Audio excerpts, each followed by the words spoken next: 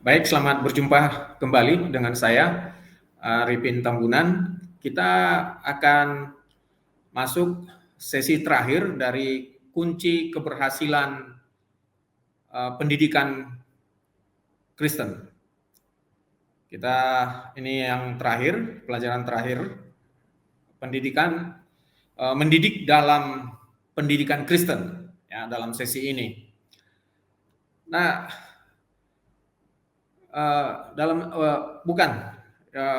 mendidik dalam pendidikan Kristen itu yang lalu, yang sekarang adalah filsafat pendidikan Kristen.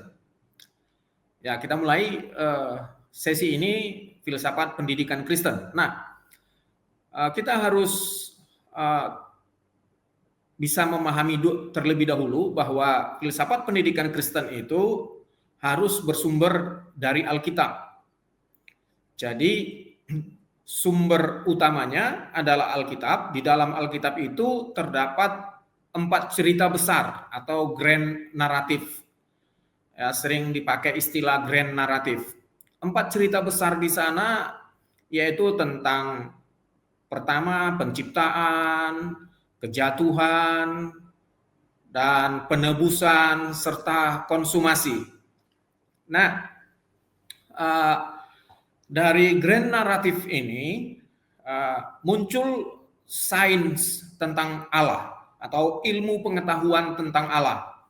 Itu dirumuskan oleh Bavinck ya menjadi dogmatika. Jadi dogmatika itu adalah sains tentang Allah, ilmu pengetahuan tentang Allah. Nah, yang datang dari grand naratif tadi, turun dari grand naratif. Jadi dogmatika ini berarti dia bukan sains tentang agama dan iman. Jadi dia bukan ilmu pengetahuan tentang agama dan iman. Dogmatika itu bukan itu. Tetapi dogmatika itu adalah sains tentang Allah atau ilmu pengetahuan tentang Allah yang menelusuri pikiran-pikiran Allah yang melampaui pikiran para teolog. Jadi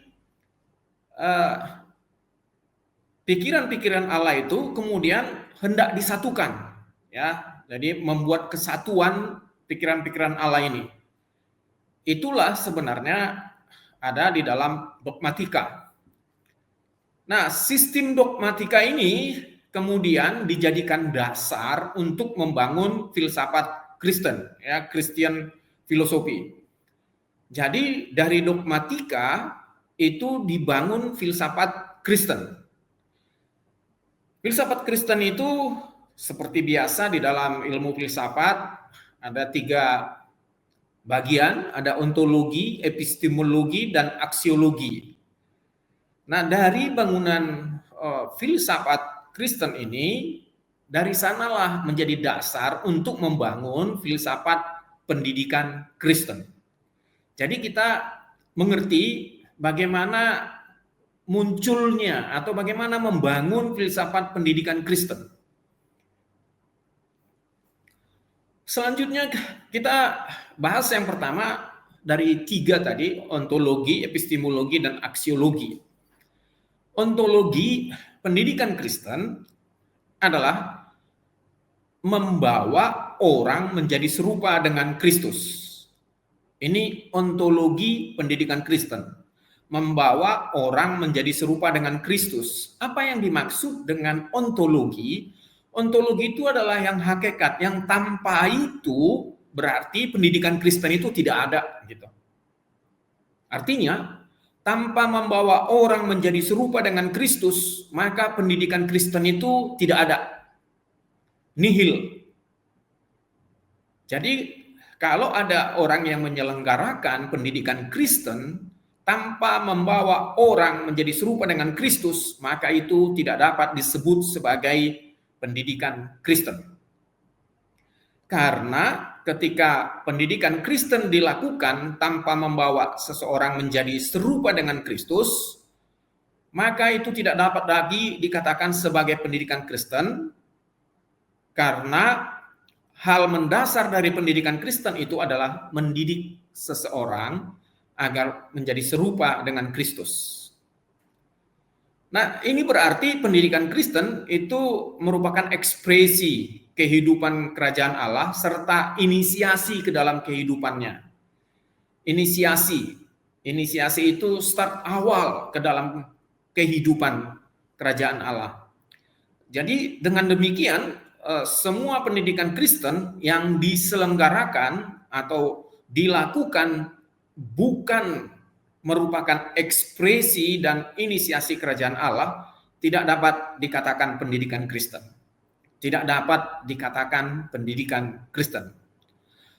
Walaupun prakteknya dilakukan pendidikan itu diisi dengan pendidikan Kristen, diisi dengan ayat-ayat Alkitab, ya, mempelajari hal-hal mendasar tentang Kristen, atau bahkan mengajarkan teologi Kristen, tapi kalau dia tidak membawa orang menjadi serupa dengan Kristus, maka itu bukanlah pendidikan Kristen. Nah, jadi kita melalui filsafat pendidikan Kristen ini, kita mengerti ontologinya, hakikatnya, hakikat dari pendidikan Kristen. Nah, kalau kita mengerti hakikat ini nanti kita membangun epistemologinya akan lebih mudah. Jadi berarti bila dilihat pendidikan Kristen yang berlangsung dalam perjanjian lama, ya, yang dilakukan lewat komunikasi lisan, puisi, akrostik, itu semuanya ditujukan untuk membawa kehormatan dan pujian bagi Allah. Ditujukan untuk membawa kehormatan dan pujian bagi Allah. Bagaimana caranya? Caranya adalah Allah dihormati melalui kehidupan yang taat dari umatnya. Nah, kehidupan yang taat ini tidak akan bisa kalau orang tidak percaya kepada Allah. Jadi, orang mau mentaati pemikiran seseorang kalau dia percaya kepada orang itu. Kalau dia tidak percaya, maka dia tidak mau mentaatinya. Jadi, untuk menciptakan kehidupan yang taat, maka pendidikan Kristen dimulai dari orang yang dididik harus percaya kepada Kristus.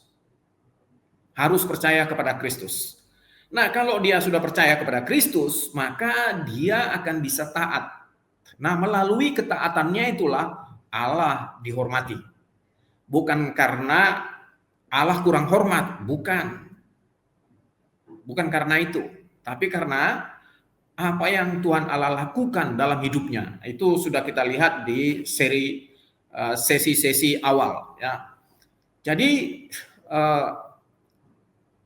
kehidupan yang taat ini yang merupakan ungkapan penyembahan dan penghormatan keluarga kepada Allah. Itu bisa kita lihat di dalam Nehemia. Nah, itu berarti pendidikan Kristen dilakukan dalam rangka untuk mengajarkan bagaimana mewujud nyatakan ekspresi umat kepada Allah.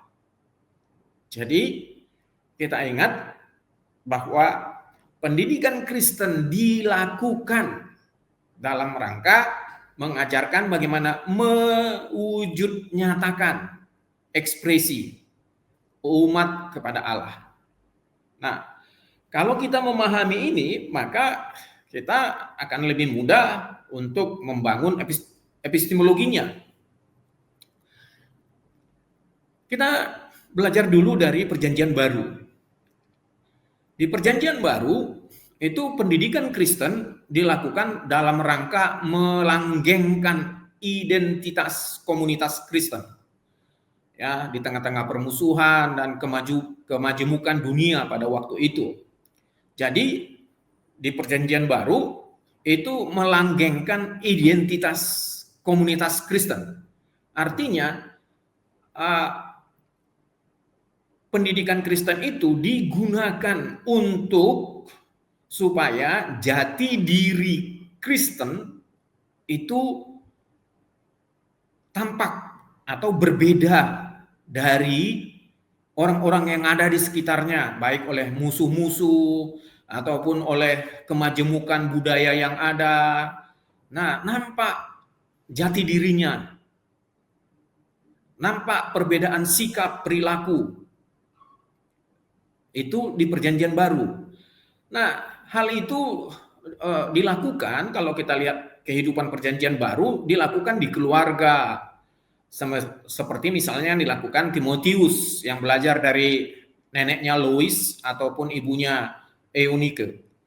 Nah, juga bisa kita temukan di Perjanjian Baru pendidikan Kristen itu melalui interpretasi teks Perjanjian Lama seperti yang dilakukan oleh Sida-Sida dari Ethiopia.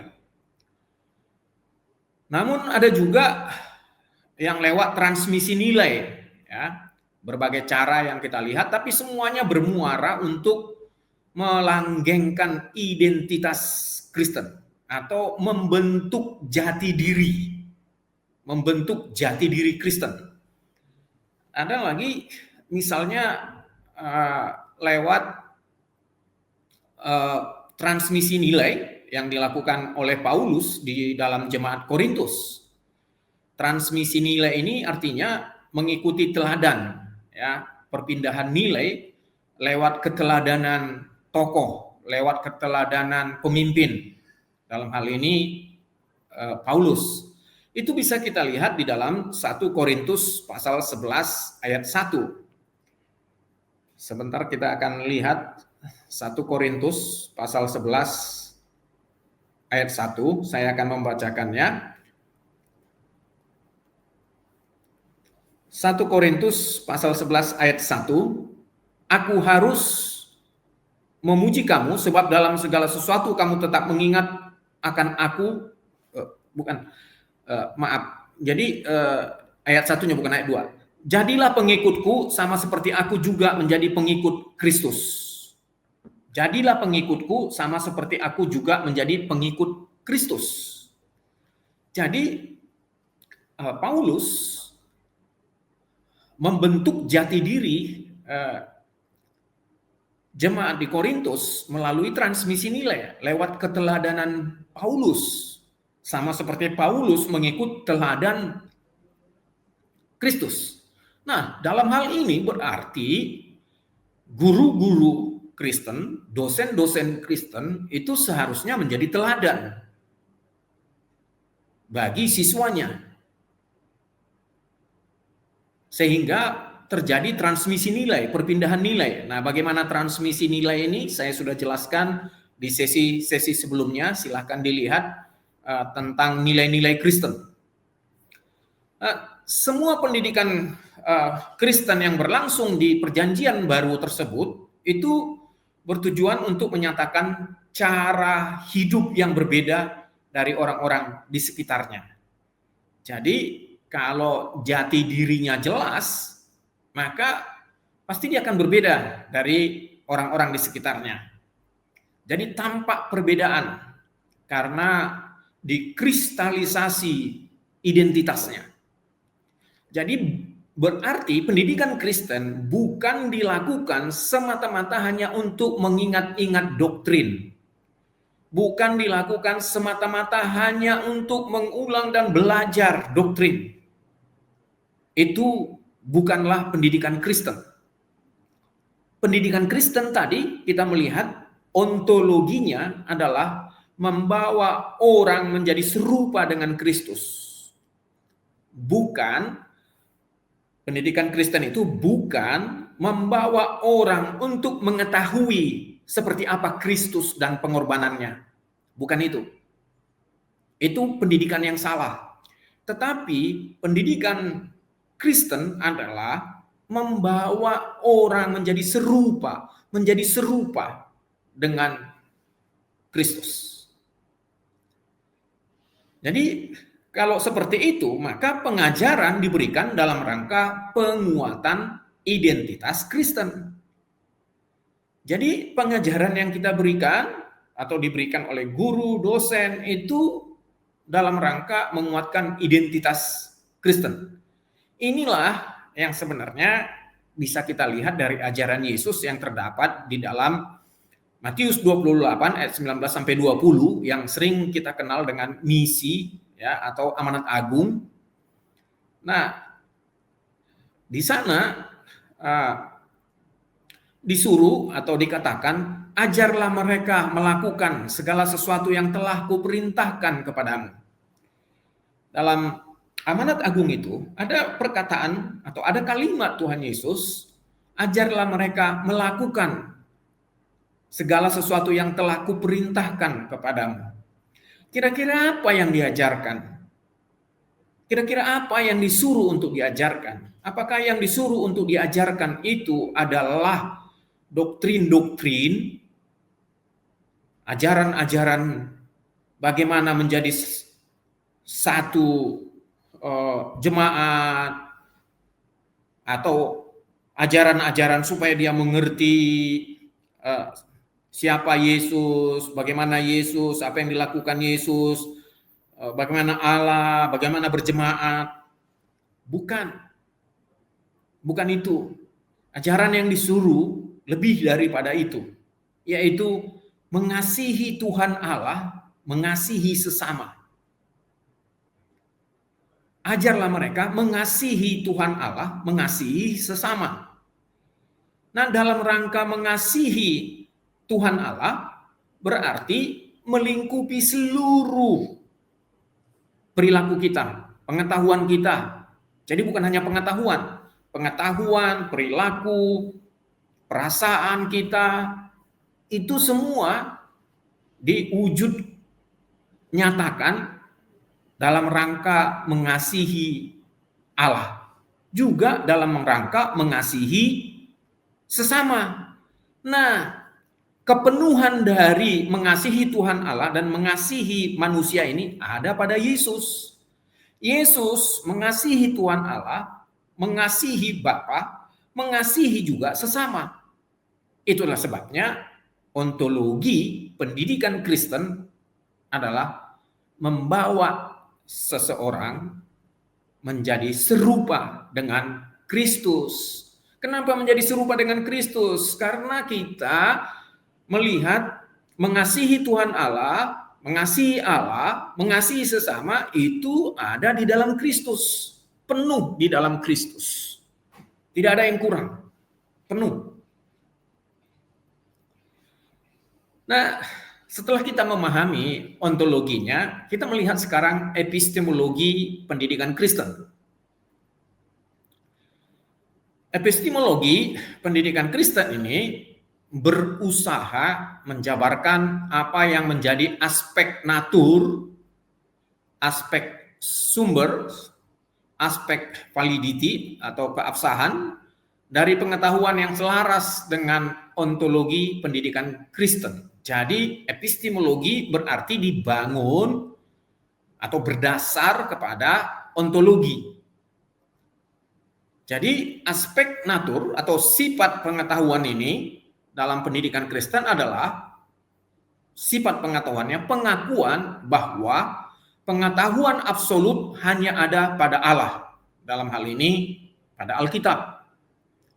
Nah, karena itu seluruh pengetahuan apapun itu, ya, apakah fisika, kimia, biologi, matematika, ekonomi, semua pengetahuan yang ada itu, pengetahuan itu hanya dapat diterima kebenarannya kalau ia berkorespondensi dengan Alkitab. Kalau ia berkorespondensi dengan Alkitab. Artinya, kalau dia sesuai dengan Alkitab. Kalau dia tidak sesuai, ya dia nanti akan terus bergulir. Jadi muncul tesis, antitesis, terus sampai dia sesuai. Kalau tidak sesuai, dia akan terus berganti. Misal, contohnya adalah penciptaan alam semesta melalui Big Bang, ya, teori Big Bang. Nah, teori Big Bang ini Apakah dia berkorespondensi dengan Alkitab? Apakah dia sesuai dengan apa yang dinyatakan Alkitab tentang penciptaan? Bila tidak, maka teori Big Bang ini tidak dapat diterima sebagai kebenaran. Jadi, Big Bang harus merujuk kepada Alkitab. Alkitab bilang Allah sumber penciptaan. Allah yang menciptakan seluruhnya. Berarti Big Bang tidak sesuai, tidak berkoresponden. Oleh karena itu tidak bisa diterima. Jadi karena tidak bisa diterima, maka kekristenan, pendidikan Kristen harus dengan tegas mengatakan bahwa teori Big Bang tidak dapat diterima oleh karena tidak berkorespondensi dengan Alkitab. Contoh yang kedua, banyak contoh yang bisa kita ambil. Teori Darwin misalnya. Darwin mengatakan bahwa manusia itu evolusi dari kera. Ya, bukan Origin of Species, bukan dari bukunya Origin of Species itu kita dapat mengetahui atau dapat mengetahui manusia itu dari kera, bukan. Tapi dari buku yang lain, yaitu The Descent of Man, ya, keturunan manusia. Nah, dari sana bisa kita lihat. Nah, jadi teori Darwin ini mengatakan bahwa manusia itu merupakan evolusi dari kera atau dari kera seperti itu, maka apakah teori Darwin ini berkorespondensi dengan Alkitab? Kalau tidak, maka teori Darwin tidak bisa kita terima sebagai kebenaran. Maka pendidikan Kristen harus menolak, menyatakan menolaknya karena tidak berkorespondensi dengan Alkitab, sebab Alkitab mengajarkan atau memberitahu kepada kita bahwa manusia diciptakan oleh Allah. Jadi di sini bisa kita lihat bahwa sumber pengetahuan dan kebenaran dalam pendidikan Kristen itu adalah Allah. Sumbernya adalah Allah, Alkitab. Dari Alkitab kita tahu bahwa Allah menjadi sumber pengetahuan. Misalnya kalau kita baca Keluaran 31 ayat 1 sampai 6 atau kita bandingkan pasal 28 ayat 3 dan 4, di sana bercerita tentang Bezalel dan Aholiab. Di sana diceritakan bahwa Allah telah memberikan keahlian, menanamkan keahlian dan pengertian, pengetahuan kepada Aholiab dalam segala macam pekerjaan. Artinya Aholiab itu tidak belajar terlebih dahulu, tidak melakukan penelitian, tidak melakukan riset, tidak, sama sekali tidak. Pengetahuan itu datang, diturunkan, diberikan oleh Allah, bahkan dikatakan ditanamkan kepada Aholiab. Nah, dari situ muncul pengetahuan. Bahkan kalau kita baca Alkitab, ada sistem ekonomi yang kita temukan di dalam Alkitab yang sangat bagus, ya. Bagaimana misalnya hukum jual beli. Bagaimana jual beli yang seharusnya. Bagaimana hukum tentang hutang piutang, kalau berhutang, kalau menghutangi orang, bagaimana hubungan antara tuan dan pekerja, seperti apa. Ada di dalam Alkitab. Kemudian tentang sistem masyarakat misalnya, ya, sosiologi. Bagaimana di sistem masyarakat itu saling membangun, saling menerima, saling hormat menghormati, hidup berdamai, sehati sepikir. Ini kita lihat rancangan Tuhan Allah. Sehingga bisa kita lihat di sini bahwa pendidikan Kristen itu berarti iman dan rasio. Jadi pendidikan Kristen bukan hanya iman aja, bukan hanya iman aja. Kalau ditanya pokoknya seperti itu, bukan itu. Tetapi juga ada rasionya di sana. Jadi iman dan rasio sebenarnya dua fakultas yang memiliki kebersamaan atau memiliki kesamaan dan menyatakan kebenaran. Bagaimana caranya dua fakultas ini? Jadi iman itu berarti atau rasio itu berarti dia menyerap objek yang tampak. Objek yang tampak. Jadi misalnya meja, kursi, mobil, gunung, pohon, itu objek yang tampak. Maka itu langsung bisa diproses oleh akal, oleh rasio. Tapi kalau ada objek yang tidak tampak atau tertunda untuk tampak, maka itu harus diserap oleh iman. Jadi jangan kita gunakan akal atau rasio kepada objek yang berproses untuk tampak, yang akan tampak atau yang tak tampak. Maka akal atau rasio tidak sanggup di sana. Oleh karena itu, penggunaan dua fakultas ini di dalam manusia harusnya dapat digunakan secara tepat dan benar. Mana yang untuk iman, mana yang untuk rasio harus digunakan. Jadi misalnya kalau kita sakit kepala misalnya, jangan wah saya beriman sembuh, saya beriman sembuh. Tidak juga. Karena kenapa? Karena secara rasio kita juga bisa berpikir bahwa obat sakit kepala ada. Saya tidak mau menyebutkan merek misalnya ya. Tapi ada dijual pada umum atau di kedai-kedai, di toko-toko banyak. Rasio kita bisa gunakan. Tapi ada bagian-bagian di mana rasio kita tidak mampu lagi. Nah, seperti apa misalnya tidak mampu? Kalau kita lihat rumusan di dalam Alkitab, Yesus akan datang akhir zaman. Wah, itu otak kita nggak nyampe, nggak nyambung. Jadi apa? Iman. Nanti bisa kita lihat contoh di dalam Alkitab bagaimana penggunaan antara iman dan rasio ini. Jadi di sini bisa kita lihat akal dapat merumuskan atau mendefinisikan suatu benda, ya, seperti meja tadi. Akal langsung bisa memverifikasi, ya, verifikasi meja tersebut. Apakah dia dari kayu kah, dari besi, rotan, dan aluminium atau yang lain-lain. Namun ketika berbicara tentang suatu yang masih berproses atau yang akan tampak, maka akal nggak sanggup di sana. Jadi di luar kemampuan akal. Itulah ranah iman. Nah, kita lihat contoh di 2 Raja-Raja pasal 7 ayat 1 sampai 20. Contoh di 2 Raja-Raja pasal 7 ayat 1-20 ini, di mana Elisa di sana cerita tentang Nabi Elisa yang berkata, besok kira-kira waktu ini katanya, harga sesukat tepung akan menjadi sesikal di pintu gerbang Samaria.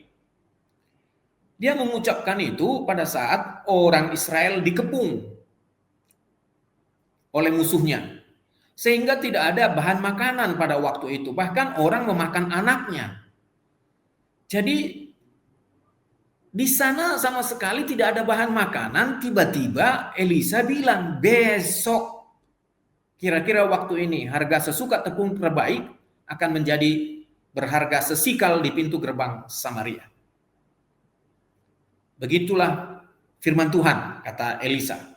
Nah, ucapan dari Elisa ini tidak dapat diproses akal. Dari mana kita tahu tidak dapat diproses akal? Kita lihat dari respon perwira yang menjadi ajudan raja. Perwira yang menjadi ajudan raja itu mengatakan, itu mustahil terjadi. Kondisi Israel pada waktu itu lagi terkepung oleh musuhnya, oleh orang-orang Palestina, sehingga tidak ada bahan makanan. Jadi akal mulai memverifikasi, tak mungkin, omong kosong. Bahkan perwira raja itu mengatakan, sekalipun tingkap-tingkap langit terbuka, itu tidak mungkin terjadi, katanya. Namun Elisa berkata, besok akan didapati bahwa tepung terbaik berharga sesikal di pintu gerbang Israel. Nah, objeknya itu tepung yang dikatakan oleh Elisa itu belum berproses. Kenapa belum? Karena dia belum tampak, baru besok. Besoknya baru tampak. Jadi ketika dia diucapkan, dia belum tampak. Nah, kesalahan dari perwira itu adalah menggunakan akal melihatnya. Seharusnya melihatnya menggunakan iman. Ketika dia menggunakan iman, maka itu tepat bahwa dia masih berproses besok, bukan sekarang. Dan iman mudah memprosesnya karena iman didasarkan pada apa yang dinyatakan Tuhan melalui Elisa, pastilah benar. Karena firman Tuhan itu ya dan amin. Kalau Tuhan sudah mengatakan A, maka pastilah A. Tuhan itu bukan mencele-mencele. Jadi memang benar terjadi kalau kita baca di ayat 20 atau 18 sampai 20 itu ya, pasal 7 itu benar terjadi. Besoknya sesukang tepung berharga sesikal. Jadi dua fakultas, iman dan rasio, bagaimana menggunakannya? Ya, seperti ini. Inilah contohnya. Nah, kemudian kita lihat aksiologi pendidikan Kristen. Aksiologi ini berbicara tentang nilai. Jadi aksiologi pendidikan Kristen harus dibangun di atas ontologi dan epistemologi pendidikan Kristen. Kenapa harus dibangun berdasarkan ontologi dan epistemologi? Karena tadi ontologi itu adalah membawa seseorang menjadi serupa dengan Kristus. Berarti membawa seseorang menjadi serupa dengan Kristus. Nah, nilai-nilai yang mau diajarkan harus berpedoman ke sana. Jadi ontologi pendidikan Kristen merupakan fondasi untuk mengekspresikan tindakan-tindakan yang berlangsung dalam pendidikan Kristen, juga sebagai inisiasi, ya, start awal, pintu masuk yang menandakan bahwa tindakan-tindakan yang dilakukan itu ada dalam koridor untuk membentuk jati diri siswa atau mahasiswa. Jadi nilai-nilai itu dibuat untuk membentuk jati diri siswa, jati diri yang menjadi serupa dengan Kristus. Nah, ini tidak mudah. Untuk membentuk menjadi serupa dengan Kristus itu berarti membentuk karakter. Karakter itu dari bahasa Yunani karasein. Karasein itu artinya menulis di atas batu yang keras, ya. Menulis. Jadi membentuk karakter berarti menulisi di dalam hati siswa mahasiswa itu yang belum tentu dia dapat menerimanya secara instan. Dia bisa jatuh bangun di sana. Tetapi seorang guru harus terus untuk menopangnya sehingga nilai-nilai itu menjadi jati dirinya. Apa yang dimaksud menjadi jati diri? Ini pada sesi-sesi waktu yang lalu saya juga sudah utarakan. Mudah mengenalinya kalau seseorang itu sudah terbentuk jati dirinya, identitasnya. Misalnya ini sering saya pakai teori dari Aristotle, teori kebahagiaan Aristotle. Aristotle mengatakan bahwa manusia cenderung untuk melakukan apa yang membuat dia bahagia dan menolak apa yang membuat dia menderita, kata Aristotle. Dan saya sepakat dengan itu. Tidak ada manusia yang ingin melakukan apa yang membuat dia menderita, begitu ya. Tapi pasti dia ingin melakukan apa yang membuat dia bahagia. Nah, seandainya nilai-nilai Kristen itu, seandainya nilai-nilai Kristen itu telah menjadi jati diri seorang Kristen, maka nilai-nilai itu akan dilakukan dengan senang hati oleh seorang Kristen. Kenapa dilakukan dengan senang hati? Ya karena dia bahagia melakukan itu. Nilai-nilai itu tidak memberatkan dia. Kalau nilai-nilai itu memberatkan dia, maka bisa kita lihat praktek langsungnya adalah kalau nilai-nilai Kristen itu memberatkan, kalau ada orang yang melihat dia tidak melakukan, wah dia sangat alim ulama, dia menampilkan spiritual yang sangat bagus. Tapi kalau nggak ada yang melihat, dia melakukan yang berbeda dengan nilai-nilai Kristen itu. Nah itu artinya dia sebenarnya berat melakukan nilai-nilai itu.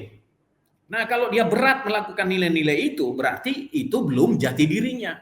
Sama sekali belum. Kalau itu jati dirinya, maka itu akan membuat dia bahagia. Pasti dia akan melakukannya.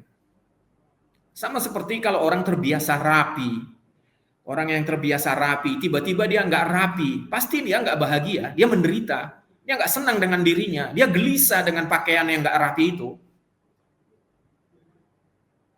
Nah, ketika dia tidak melakukan yang sesuai dengan nilai-nilai Kristen itu, dia pasti menderita, bukan malah senang, bukan malah bangga. Kalau dia senang melakukan kebalikan atau dia senang melakukan yang tidak sesuai dengan nilai-nilai Kristen, dia senang di situ, berarti itu belum jati diri. Tapi kalau dia menderita, dia menangisinya, mengapa saya tadi melakukan itu, maka berarti dia menderita karena melakukan yang tidak sesuai dengan iman Kristen.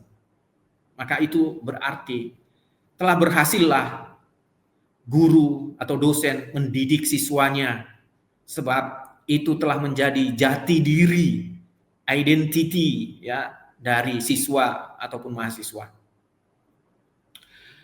Itulah sebabnya aksiologi pendidikan Kristen harus dapat menjawab pertanyaan tentang sebenarnya apa yang bernilai bagi kehidupan Kristen, apa tingkah laku yang baik itu dalam kekristenan.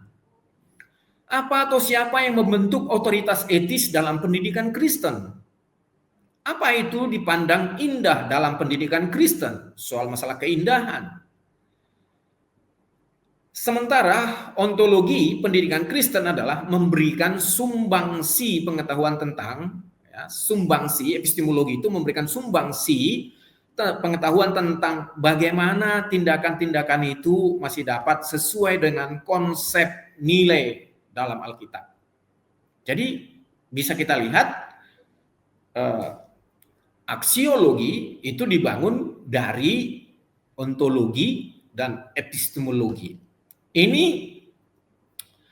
terus-menerus ada di dalam kekristenan, di dalam diri seseorang, sehingga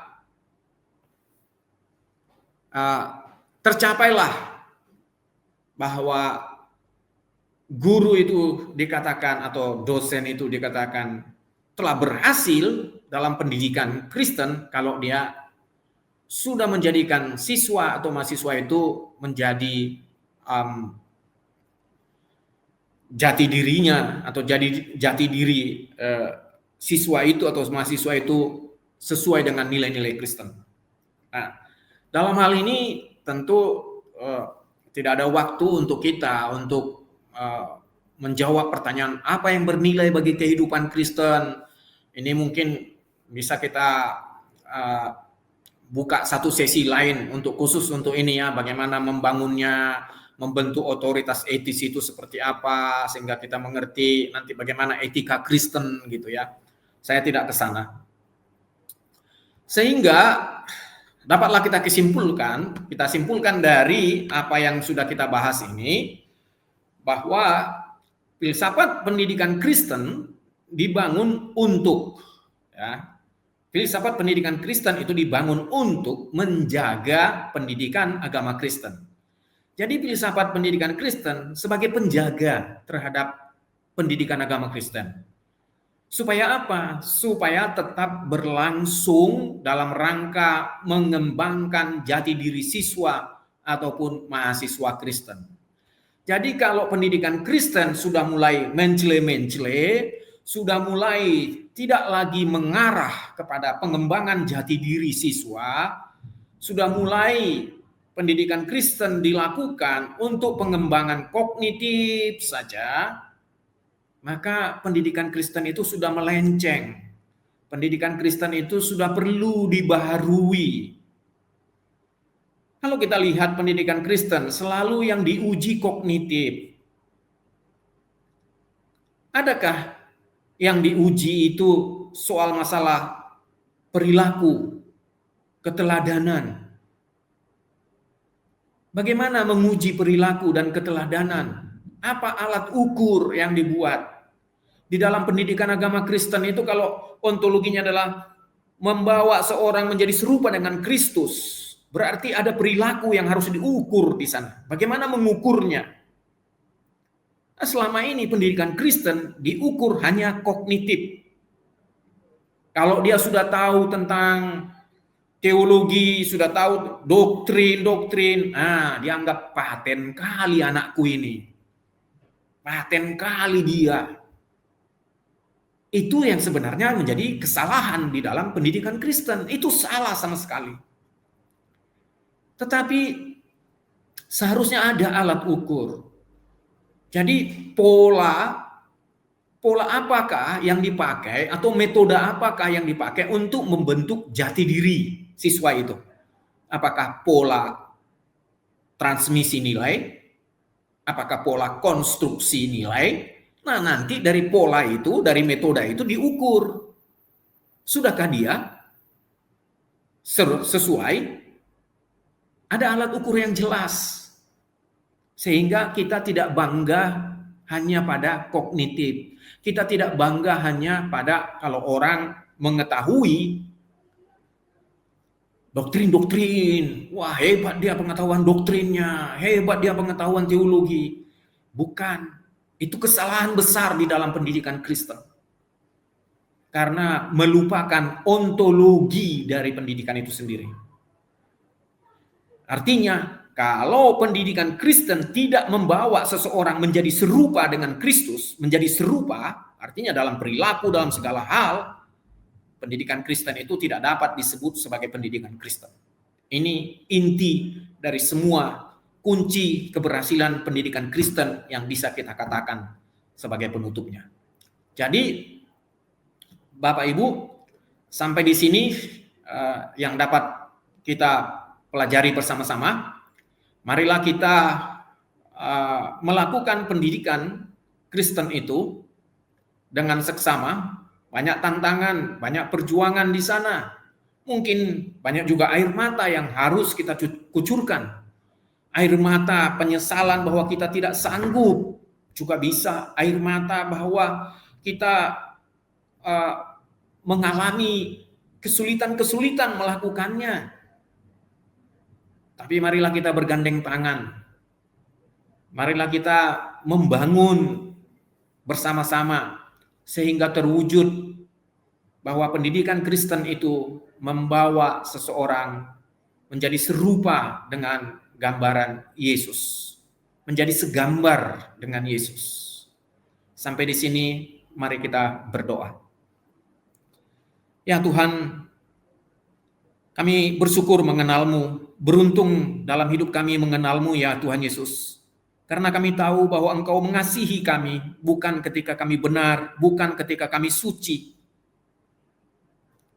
Tapi kami dalam keadaan berdosa, pada saat seperti itulah Engkau rela disalibkan bagi kami. Kasih-Mu yang luar biasa itu menjadi pendorong kami untuk mau menjadi serupa dengan Kristus. Tolonglah kami, setiap kami guru, dosen, berilah kami kekuatan, berilah kami anugerah supaya kami dapat menjalankan amanat yang Engkau berikan kepada kami sebagai seorang pendidik, supaya dapat membawa siswa, murid yang kami didik menjadi serupa dengan Kristus. Inilah doa kami. Dalam nama Tuhan Yesus kami berdoa. Amin.